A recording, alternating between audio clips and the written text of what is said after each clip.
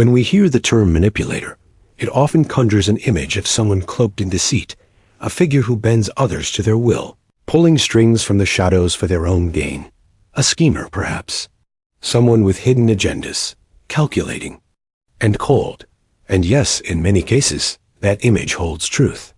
Some people consciously choose to use influence as a weapon to control, to dominate, to extract what they want. But beneath that surface image, there's a deeper lens through which we can look. A lens offered by Carl Gustav Jung, the Swiss psychiatrist who ventured into the unseen layers of the mind. He didn't stop at the behavior. He asked, what lies beneath it? What stirs in the soul of someone who manipulates? Jung spoke of something many ignore, the shadow. Not a villain lurking behind us, but a silent passenger within us. It's not an enemy outside. It's a part of ourselves we've quietly pushed into the dark. A container for everything we don't want to face. Our raw jealousy, our lingering rage, our old wounds, our private fears, and those forbidden cravings we were taught to hide. And here's the truth. The shadow isn't evil. It's not a monster. It's the parts of us we've exiled in order to be accepted, to be good, to belong. Society gives us a map of who we should be: kind, generous, loving, and we obey. But in doing so, we bury what doesn't match. And what we bury doesn't die. It just waits, silent and unseen, moving beneath our awareness, shaping our thoughts and choices from the dark. Now, think again about the manipulator. Not as a villain, but as someone whose shadow has stepped forward. Often, they don't even realize it. Their actions may seem strategic, but beneath them is something raw and unresolved. A wound that never healed. A fear never spoken. A quiet desperation that seeks safety by controlling what's outside, because what's inside feels like chaos. Manipulation, then, isn't always calculated, can be an unconscious plea. A misguided attempt to soothe inner emptiness. If someone feels invisible inside, they might seek power just to feel seen. If they've felt unloved, they may twist reality to receive affection, even if it's hollow. In that sense, manipulation becomes a shield, a coping tool forged in pain, not cruelty. That doesn't mean it's harmless. It can still hurt others deeply. But when we understand its roots, we stop reacting with only blame and start seeing the human beneath the behavior. Because behind the need to control is often a person who feels utterly controlled by their own inner storm. Asterisk, asterisk. This kind of inner conflict often finds its roots in early life homes where love had conditions attached, where showing feelings came with consequences, or where speaking your truth meant risking rejection. In places like that, children learn quickly. Being real can be dangerous, so they adapt. They start to tuck their tenderness away, trading open honesty for quiet strategies. Subtle. Guilt, manipulative kindness, emotional withdrawal masked as calm. These behaviors, while far from healthy, once served a purpose. They worked. They helped a vulnerable heart survive in a world that didn't feel safe. And when that child grows into adulthood, the strategies come with them. They don't arrive as conscious choices, but as second skins, familiar, automatic, unexamined. The adult keeps using them, not because they're cruel, but because it's all they've ever known. They're not acting from clarity. They're reacting from a hidden place within. A place shaped by fear, by confusion, by parts of themselves they've never dared to face. In this way, manipulation becomes not an attack, but a loop, a repetition of old emotional rhythms that echo louder and louder through each relationship. And breaking free? That feels impossible when you can't even see the pattern playing out. But Carl Jung offered a different way forward, not through shame, not through pretending it doesn't exist, but through something far braver: integration. That means shining a steady, unflinching light into our own darkness. It means naming what we've buried, those parts we'd rather no one see, not even ourselves, the petty parts, the angry parts, the parts that still ache with old pain. And, rather than reject them again, we learn to sit with them, to understand them, to offer them a kind of fierce compassion. Integration doesn't mean destroying the shadow. It means partnering with it, learning its language, feeling its pull without letting it steer. And once we do that, once we stop being ruled by what we refuse to acknowledge, we begin to change. Slowly, we shift. We stop using others to soothe our pain. We no longer need to control love to feel worthy of it. The manipulative reflex begins to loosen its grip. And from that place, something beautiful begins to emerge. Honesty, rooted in courage. Relationships that breathe, rather than suffocate. A person who no longer fears their own depth can finally meet others in theirs. Because at its core, manipulation is more than a behavior. It's a signal. A message from deep within, saying something's been broken. Something's still bleeding. And Jung's invitation isn't to silence the message, but to listen. With curiosity, with patience, with a willingness to understand what the pain is really asking for. Only then do we start walking toward something real. Not perfection, not performance, but freedom, the kind that begins the moment we choose to stop hiding from ourselves. Asterisk Jung offered us a powerful truth, one that cuts through blame and shines. A gentler light. No one comes into this world as a manipulator. That behavior doesn't live in our bones from birth. It's not a trait. It's a wound wearing a mask. Manipulation is a flare in inner alarm, signaling that something inside has been left untended, cracked, or quietly bleeding. It's not just about wrong choices. It's about a soul trying to navigate life with pieces missing. And in that light, the manipulator becomes more than the antagonist in someone else's chapter. They are, in many ways, a person lost in their own storm. Someone caught in the crossfire of their unresolved pain. That doesn't make the harm they cause any less real. But it does change how we understand it. It reminds us that behind every push to control is often a person who feels profoundly out of control. This shift in perspective matters. Because when we're the ones being manipulated, it's easy to take it personally. To believe we weren't good enough, clear enough, strong enough. But Jung's lens helps us break that illusion. It reveals that manipulation isn't necessarily about us. It's often just someone else's chaos leaking into our peace. Recognizing this gives us permission to draw boundaries without guilt, to walk away without confusion, to protect our energy without apology. Jung's teachings don't just offer insight for those on the receiving end.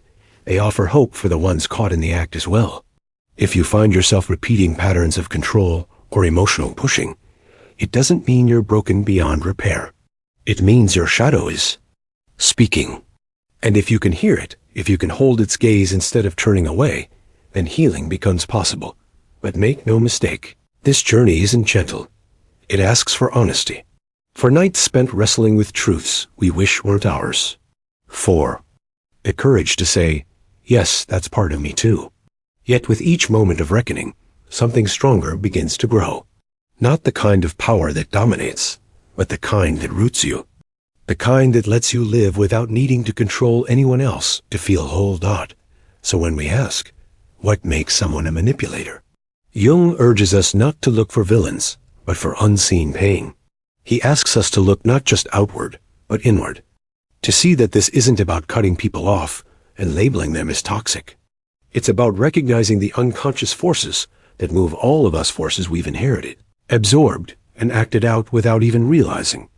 Because here's the quiet truth. We all carry a shadow.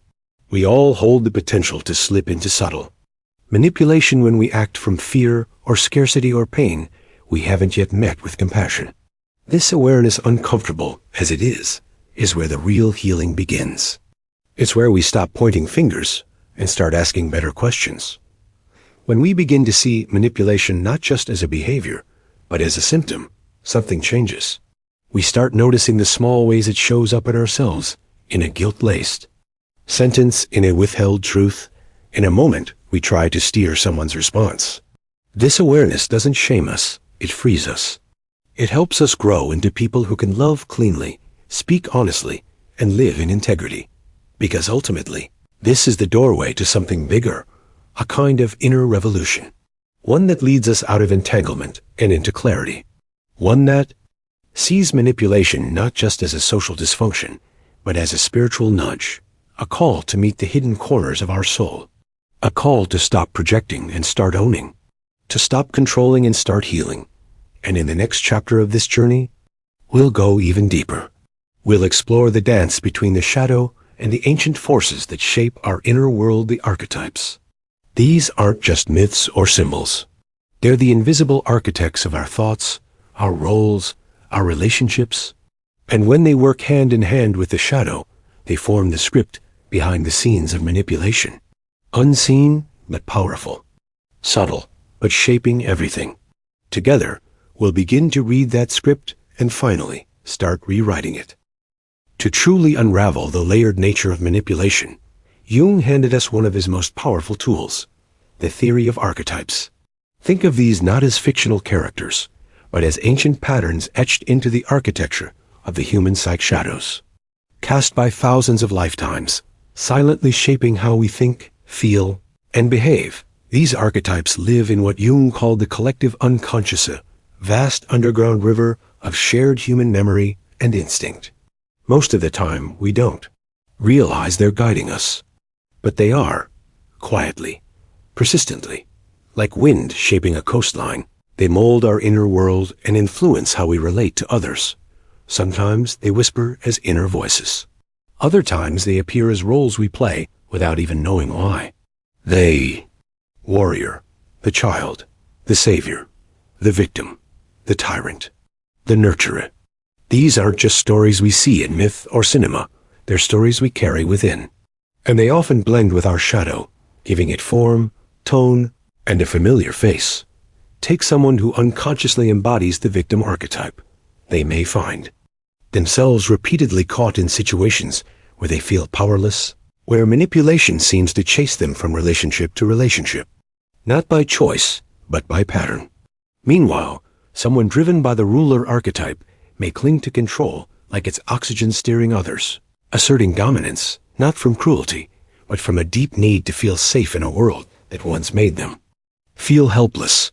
When these archetypes fuse with our unhealed pain, manipulation becomes more than a tactic, it becomes a language. A way of speaking needs that were never heard. But here's the shift.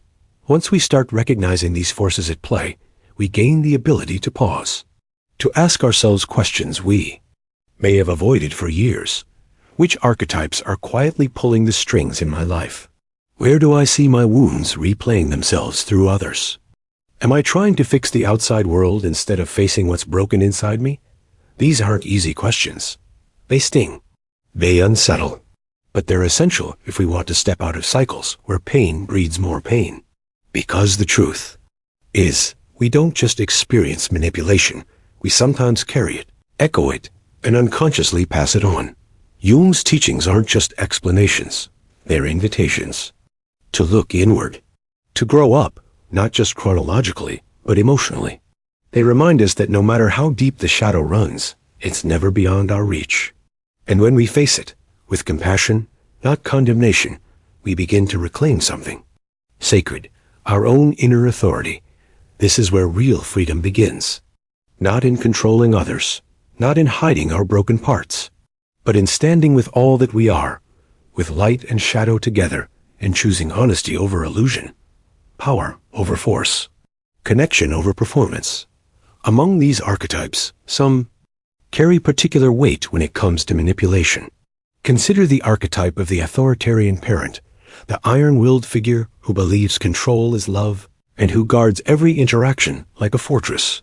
Beneath that armor often lies fear, a fear of chaos, of emotional exposure. Control, in this sense, becomes a kind of emotional armor protection, not punishment out. Then there's the wounded figure who adopts the victim mask. This isn't always dramatic. It can be quiet, subtle, a sigh that asks for pity, a silence that demands someone fill it. This person may not shout, but they know how to press the right emotional buttons. By presenting themselves as fragile, they pull others into a dance of guilt and obligation. They may not say, "Do this for me," but their presence whispers, "If you don't, I'll fall apart." And it's not manipulation in the cartoon sense of the word. It's emotional survival, playing out through roles inherited from childhood, where vulnerability was the only available currency for connection. These patterns don't make someone evil, But they do create dynamics that drain the life out of relationships. And until we name them, until we step back and truly see them, they continue. Quietly, repeatedly, generationally. Asterisk. Manipulation doesn't just spring from the roles we wear. Outwardly, it also grows from the soil of our inner world. Deep beneath the surface of our polished personas lies what Carl Jung called the shadow, the unseen chamber of the psyche, where we've stashed every emotion, urge, or trait we were once told was too much, too wrong, or simply not allowed. But here's the thing, these hidden parts aren't evil. They're not monsters lurking in the basement. More often, they're innocent pieces of us we never learned how to hold. A longing to be heard, a spark of defiance, a hunger for attention. And when we push these parts away, when we exile them from our conscious awareness, they don't vanish. They seep out, quietly, through our tone, through our reactions, through the silent tensions in our relationships. When someone manipulates from this place, it's often not out of malice. They may even believe they're being kind, protective, loving. But the truth is, they're moving from patterns they've never seen, clearly scripts written by old wounds. Their shadow is at the wheel, steering without permission. From this perspective, a manipulator isn't just a controlling figure in someone else's story. They're a person unknowingly using internal forces, like archetypes, as tools for survival. Picture someone who steps into the savior role, generous, selfless, almost saint-like on the surface. But underneath, their helpfulness is currency, something they later use to buy loyalty, guilt, or submission. Or take the martyr, constantly emphasizing their pain, their sacrifice, their suffering, not to connect, but to create obligation. These behaviors aren't random. They are psychological reflexes, deeply embedded in the architecture of the unconscious. And what makes manipulation so potent, so hard to see, is that it plays not only with the mind of the manipulator, but also with the soft, unseen places in the one being manipulated. It's not just tactics, it's a psychic dance, choreographed by unmet needs and unresolved memories. That's what makes it dangerous. It operates in a fog, where both people are often unaware of what's really being exchanged. A smile can become a trap. A kind gesture can carry hidden hooks. And by the time someone realizes what's happened, emotional damage may already be done. Consider this. A manipulator might never utter a command, but they know almost instinctively how to touch a nerve. They can feel where you long to be, accepted, where you fear being left behind, where guilt still echoes in your chest. And without raising their voice or making demands, they guide you. Not with force, but with unspoken pressure, gentle enough to go unnoticed, but firm enough to sway your choices. And the person being pulled along? They might feel like they're acting freely, making their own decisions. But beneath the surface, it's not the clear self making the call. It's the archetypes inside them, shaped by past pain, reaching out for comfort, for safety, for a resolution that never really comes. This is the hidden landscape of manipulation. Place filled with mirrors and echoes. A place where what we see is rarely what's actually there. But here's the beautiful paradox. This same shadowy terrain holds immense potential for healing. The moment we begin to recognize the patterns, when we stop blaming blindly and start looking inward, we begin to see the outlines of the game. And from there, we can choose to stop playing dot. We can learn to see manipulation not just as an act of control, but as a signal of disconnect from others and from ourselves. And that recognition, that moment of clarity, is where the real transformation begins. Asterisk, asterisk. Awareness is where it all begins. The moment we start to notice, not just what someone is doing, but why something in us begins to shift. When we learn to see through the mask, to sense when someone is stepping into a role, not from truth, but from strategy, we begin to understand the difference between connection and control. And just as powerfully, when we catch ourselves doing the same, when we notice the quiet guilt trips, the emotional bargaining, the subtle steering, we begin to reclaim something precious, the ability to choose differently. The real antidote to manipulation isn't found in clever comebacks or defensive walls. It's found in the deep, courageous work that Carl Jung called shadow integration. And this journey? It's not easy. It demands honesty so raw it stings, compassion so deep it shakes you, and a willingness to turn toward what you've spent. Years avoiding to integrate the shadow means to face the parts of ourselves we've long tried to bury: the rage, the jealousy, the fear of not being enough, the longing to be seen, the ache to be chosen, the shame we've worn like second skin. And when we finally sit with those parts, not to fix them, but simply to acknowledge them, they begin to loosen their grip. Suddenly, the energy we once spent hiding, pretending, or manipulating becomes available for something else: clarity, creativity, connection. We stop replaying the same scenes in our relationships. We stop acting from wounds we never named. We stop being characters in an old script and begin writing something new. And maybe most importantly, we stop being part of the problem. We stop using others as emotional mirrors or safety nets. We stop trying to pull love from people through control. We stop giving ourselves away in pieces just to feel held. Because when we start relating from a place of awareness, something shifts. Our relationships grow roots in honesty, in transparency, in trust. That's the heart of healing, not perfection, not performance, but freedom. The freedom to stop living on autopilot. The freedom to move from habit to choice, from fear to awareness. We begin to see the archetypes within us not as cages, but as tools. Not as roles we're doomed to repeat, but as energies we can hold with mindfulness and intention. And the shadow? It's no longer the enemy. It becomes a teacher. A quiet, patient one, always waiting for us to stop running. This is what reclaiming power truly looks like. Not the power to dominate. Not the power to outsmart or outmaneuver, but the power to live with open eyes and an open heart, to meet each moment with presence, to love without control, and to be loved without fear. At the center of every human connection lies an invisible web woven from our unconscious patterns, our wounds, our archetypes, our shadows. This web shapes the way we relate, often without us even noticing. And manipulation? It's one of the most common ways that web tangles. Jung understood this deeply.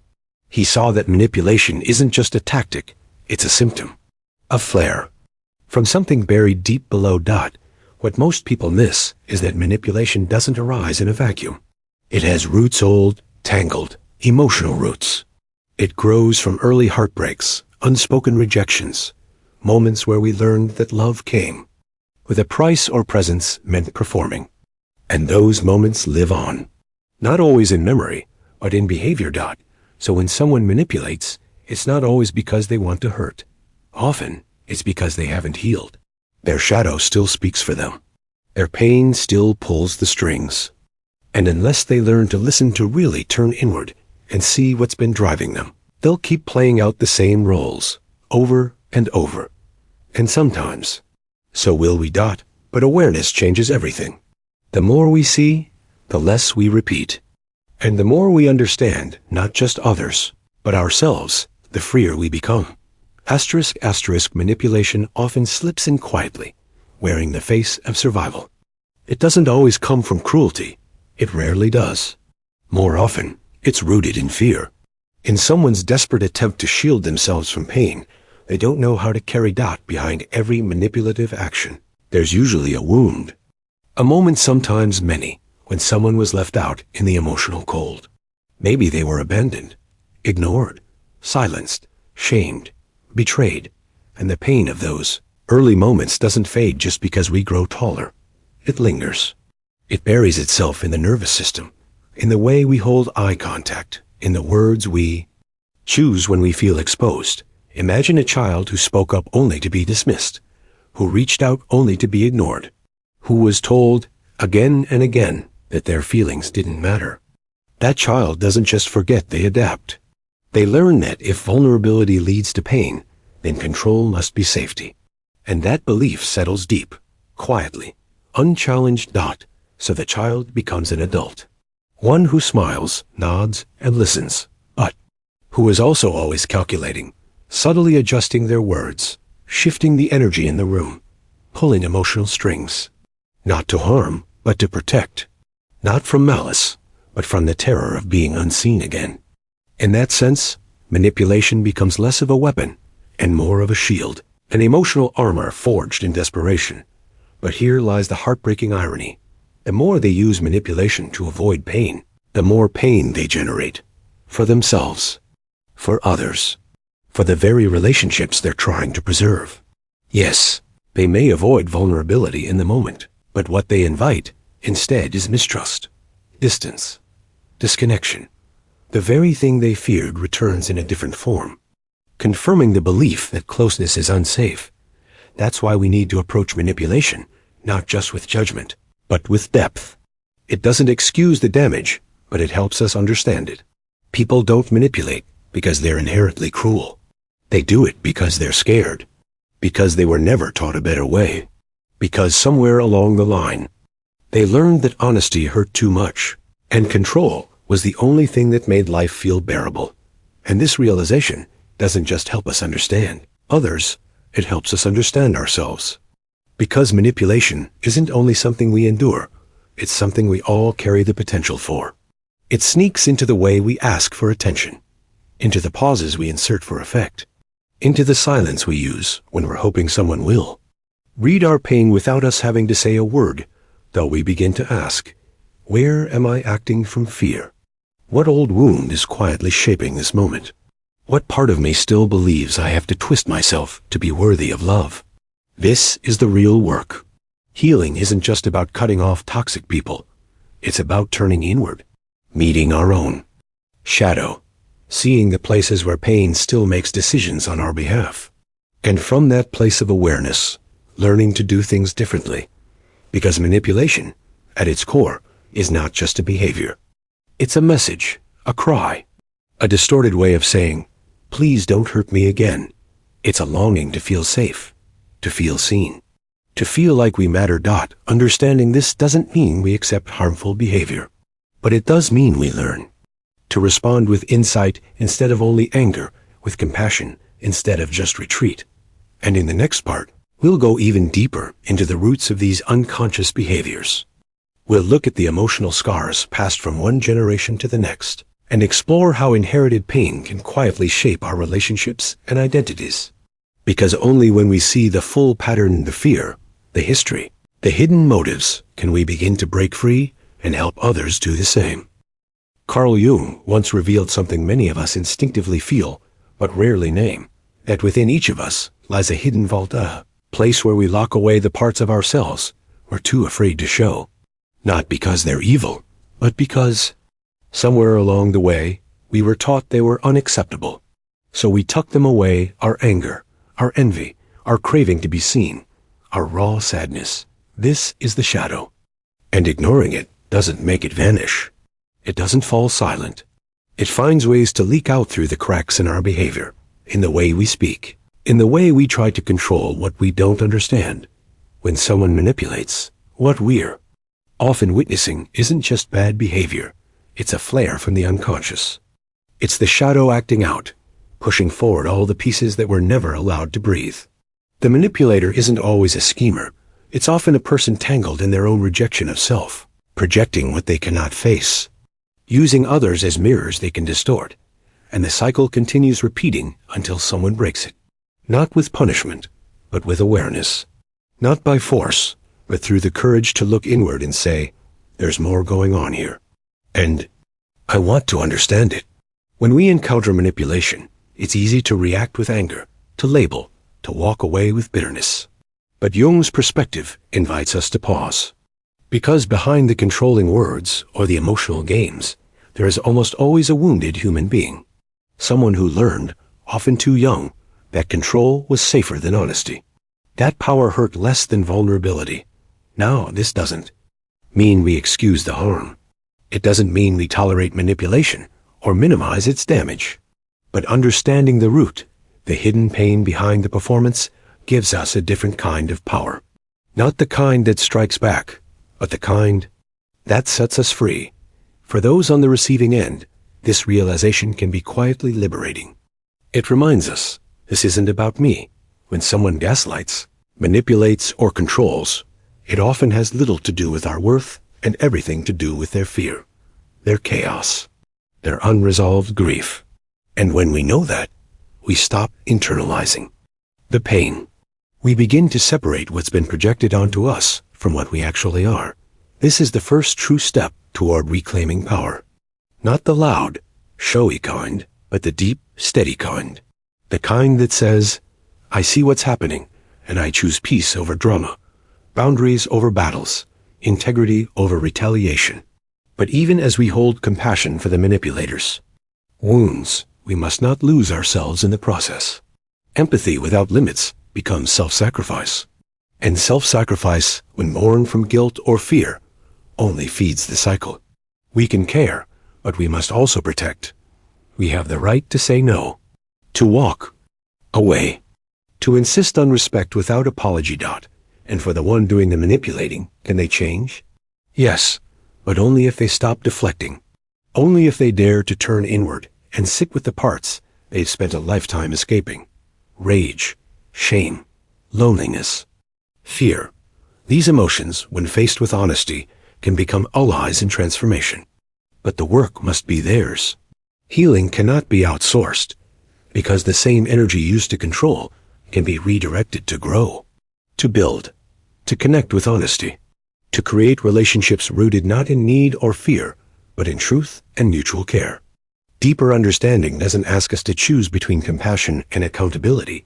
It asks us to hold both. To see the brokenness without letting it dictate our worth. To remain kind without becoming blind.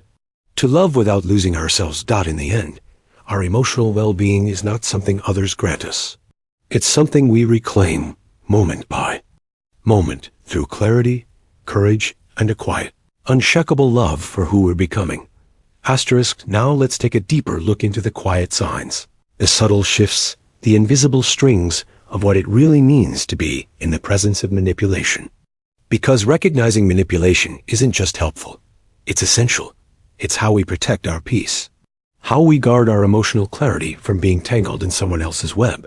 Carl Jung reminded us that manipulation often emerges from the shadow, the hidden, unconscious part of the psyche that holds everything we've suppressed, fears, wounds, unmet needs. And because it comes from the shadows, manipulation rarely walks through the door with a warning sign. It enters with a smile, a compliment, a promise. But once we learn to really see, there are patterns that no longer hide, behaviors that repeat, words that don't match actions, energy that doesn't sit right. And these signs, once you've learned to trust your own emotional compass, become impossible to ignore. One of the clearest and most commonly missed signals is inconsistency. The kind where someone's words and actions exist in different worlds. They tell you one thing behind closed doors and say something entirely different in public. Promises melt. Stories shift. They may claim deep care, but their choices speak indifference. And it's not forgetfulness. It's not confusion. It's control, quiet and calculated. This isn't about human error. It's about narrative control. When words are used as tools, not truths, to shape your perception, to bend your belief, to keep you guessing, that's not emotional openness. That's manipulation. Another red flag? Guilt weaponized? It slips into conversation like a whisper. If you really cared about me, you wouldn't act like this. Or, after everything I've done for you, suddenly, you're questioning yourself, apologizing for things you didn't even do, feeling responsible for someone else's storms. This tactic works because it hijacks your empathy. It uses your goodness, your desire to be kind, to be supportive, as leverage. And instead of inspiring mutual understanding, it becomes emotional blackmail. Your compassion is turned against you, twisted into compliance. But guilt isn't the only tactic. Silence, yes. Silence is another tool in the manipulator's kit. When they don't get what they want, they may shut down, pull away, go cold. They'll disappear emotionally, sometimes even physically. And while it may look like they're just taking space, what they're really doing is creating tension, doubt, anxiety. And here's the trick. They don't have to say a word, because their silence speaks loudly. It taps into something ancient within us, the fear of abandonment, of rejection, of being left without explanation. And when that fear gets activated, we scramble to fix things. We apologize. We bend. We offer more than we should just to restore a sense of safety. That emotional retreat is not about healing. It's about power. It's about pulling the strings without lifting a finger. And this is why understanding these dynamics is so important. Because once you see it, you can't unsee it. You start noticing the patterns, not just in others, but in yourself. You begin to ask, am I responding out of love or out of fear? Am I giving because I want to, or because I'm afraid of losing someone if I don't? Manipulation thrives in the dark, in the doubt. But awareness? Awareness is light.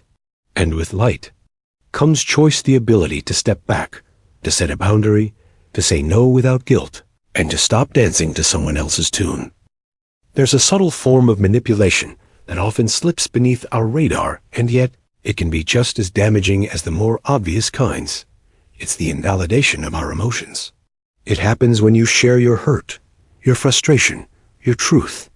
It gets dismissed with a smirk, a laugh, a label. You're too sensitive. You're making a big deal out of nothing. You're imagining things. Over time, this wears on you, quietly, relentlessly. You begin to doubt your own emotional compass. You start to second-guess what you feel, what you need, what you know. This kind of gaslighting doesn't just confuse it, fractures your sense of reality. And in that fog, manipulation takes root. Because once you lose trust in your own emotions, it becomes all too easy for someone else to steer your thoughts, your decisions, your sense of worth. Another red flag? The need to always be the center of gravity in every room. Some manipulators crave attention, not just occasionally, but constantly. They position themselves as victims, even when they're clearly in the wrong. They escalate small issues into full-blown dramas. They stir conflict, magnify suffering, or invent emotional chaos, anything to pull the focus back to themselves. Why? Because if all eyes are on them, no one's looking too closely at what they're really doing. Carl Jung spoke to this truth, that within each of us lives both light and shadow, both the one who manipulates and the one who is manipulated, the victim and the one who wounds.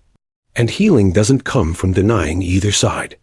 It comes from integration, from turning toward the parts of ourselves we've disowned, the parts that feel small, ashamed, angry, the parts that reach for control, not because we're cruel, but because we're scared, because somewhere deep inside, we still believe that being in control is the only way to stay safe, to be loved, to be seen.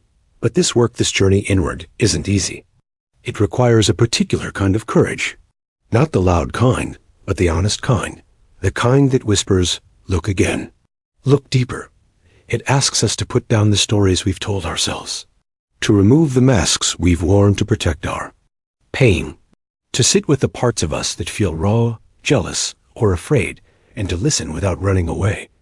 Because the goal is not to get rid of the shadow. It's to understand it, to bring it into the light. And in that light, something begins to shift. We begin to reclaim ourselves bit by bit. Not the version shaped by fear or performance, but the version rooted in truth. That's where the real power lives. Not in how we control others, but in how fully we can stand in our own authenticity. With open eyes, with an open heart. With the kind of peace that doesn't need to prove itself. And when that happens, everything changes. Relationships become less about winning and more about witnessing.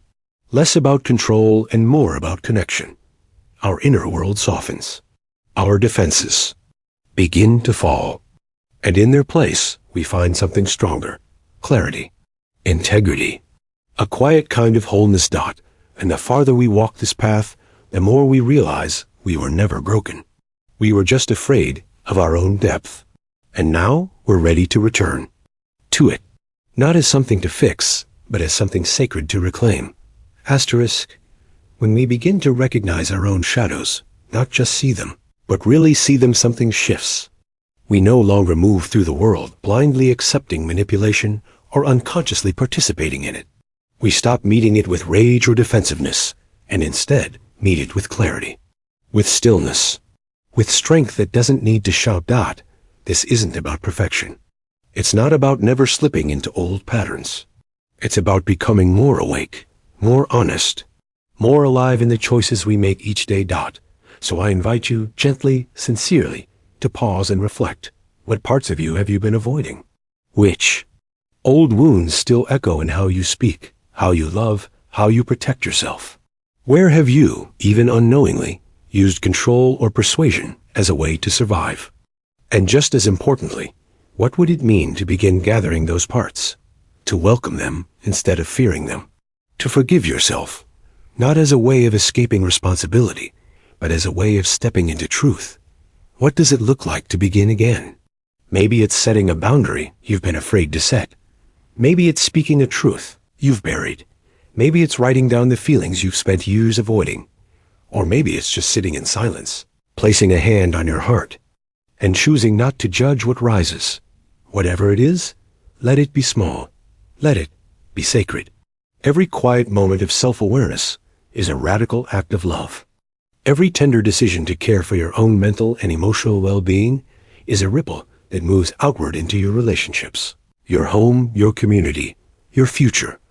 Because when you heal, the people around you begin to feel it, even if they don't know why. So, thank you for walking with me through this exploration of manipulation, shadow, and self-discovery.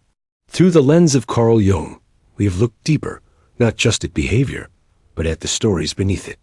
The fears, the echoes, the truths waiting to be reclaimed. If something here resonated with you, if this journey sparked a thought, a feeling, or a shift, I invite you to stay connected. Like this video, subscribe to the channel, and share this message with someone who may need it, because this is only the beginning. The world of inner healing, of psychology, of becoming, it's vast, it's rich, and it's waiting.